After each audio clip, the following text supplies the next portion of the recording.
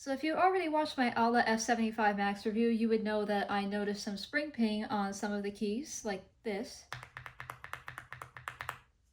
And I found that quite unappealing, so I talked a little bit about either lubing the springs or switching out the switches altogether. Pun not intended. But I don't have the time to disassemble every single switch in this board and bag loop them and then put together every single switch in this board due to circumstances. So I decided to just replace them all together. And so today I'm going to be reviewing the Akko Lavender Purple version 3s. Let's get into it.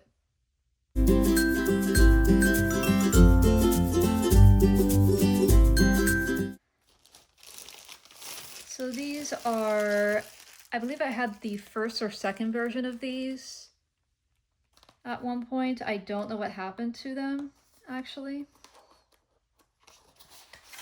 Anyway, these are tactile switches, and I personally love them. As far as I am aware, I believe the housings are lubed. I don't know about the springs and stems, but the housings at the very least are lubed.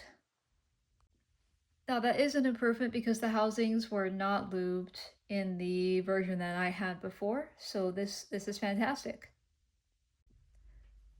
As I mentioned before, these are tactile switches. They feature an opaque bottom housing and a translucent top housing, as well as a dustproof stem. And this is a 5-pin switch. And this is what it sounds like outside of the board.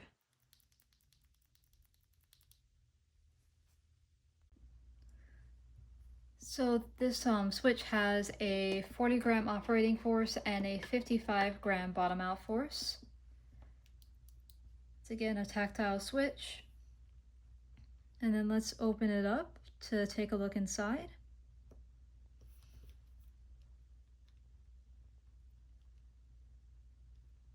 It takes a minute sometimes. Oh, they have cherry clips now. That's why. Anyway, the Akko switches used to have kale top housings and kale clips, so it was you needed to have a separate switch opener to open them.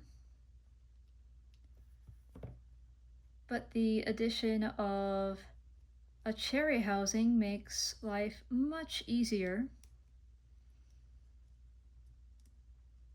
normally.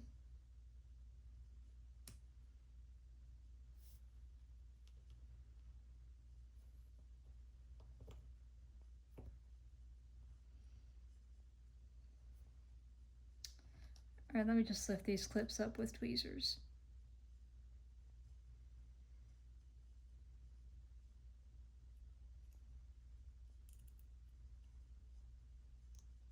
There we go. So upon closer inspection, the entire switch is lubed, not just the housings. The spring and the stem are also sufficiently lubed, which is awesome, because I do not believe that was the case for the version of these switches that I had before. So amazing. Amazing, they are fully lubed.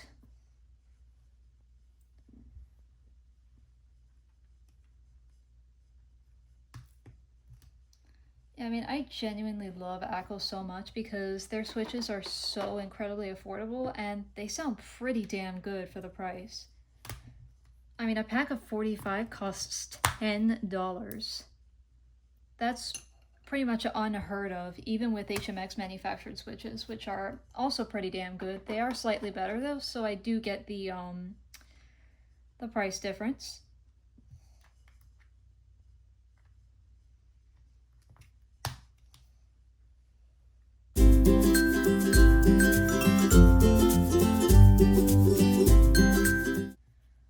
One thing that is important to note with the Ala F75 Max, or any board by Ala, honestly, is that the plate is very tight. Like the openings for the switches are very small, I think.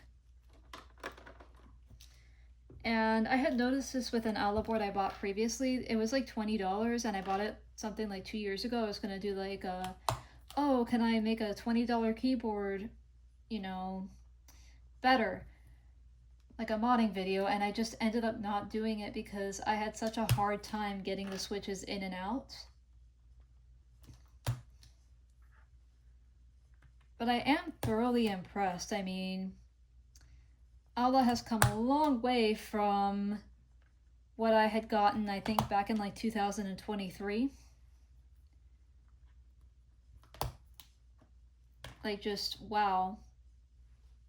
The board that I purchased in 2023, the plate was not even cut straight. It looked like somebody had cut it while drunk. To be quite honest, it looked like somebody had cut the plate while under the influence of some type of substance.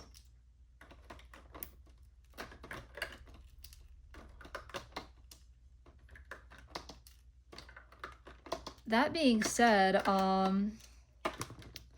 yeah, just the plate is tight. The plate is really, really tight. So you'll need a little bit of extra strength to get them in. Or maybe I'm just weak. It could be one of the two. It could be both. Also, congratulations to Ola for having a south-facing PCB. Good job.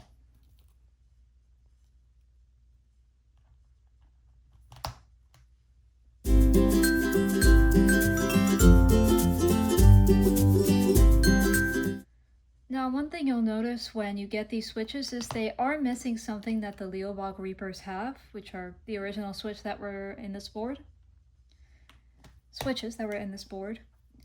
You'll notice that these switches do not have a piece of plastic here on the sort of sloped side of the housing. That is a, or that would have been a light diffuser. Some switches have them, some switches don't, but don't worry if you notice that there's no light diffuser on these switches. They're not broken, they're not defective. That's just how they come. And honestly, light diffusers only really matter if you are like crazy into RGB and crazy into gaming. So honestly, don't even worry about the absence of the light diffusers. I personally do like them for some of my RGB boards, but like the absence of light diffusers is not a deal breaker for me. Now that I've put everything back together, let's see how they sound.